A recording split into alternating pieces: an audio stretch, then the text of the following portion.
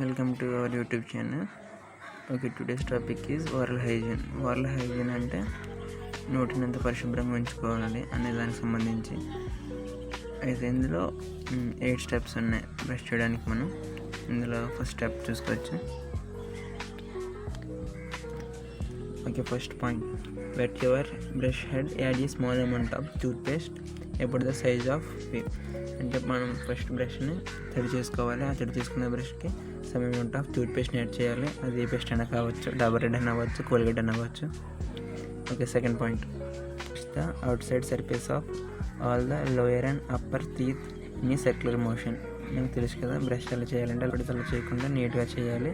And lower and upper teeth పైనుంచి కింద నుంచి కింద సర్క్యులర్ మోషన్లో మనం బ్రష్ చేయాలి, మనం పిక్చర్లో చూసినట్లు.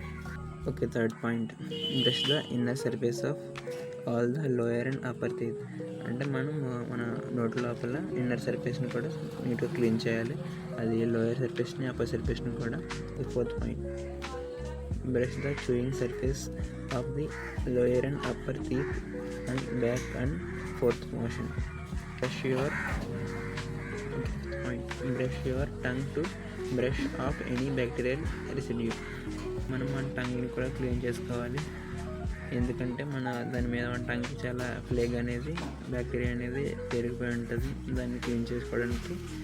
Sixth point, split out any left over toothpaste and rinse your mouth with water. అంటే మనం బ్రష్ చేయగా ఇంకా ఏమైనా మన మౌత్లో టూత్పేస్ట్ మిగిలి ఉంటే దాన్ని వాటర్తో గార్గిలింగ్ చేసినట్టు దాన్ని బయటకు స్ప్లిట్ అవుట్ చేయాలి. Seventh point, rinse your mouth with a mouth wash, split out the liquid. అంటే మనం ఇందాకలాగే మనం సేమ్ మౌత్లో మౌత్ వాష్ చేసుకుని మనం బాగా పుక్కిలించి దాన్ని బయటకు స్ప్లిట్ అవుట్ చేయాలి. Okay, last point, congratulations, you are amazing. Okay, ఇంతటితో మనం బ్రష్ చేయడం పూర్తి అయింది.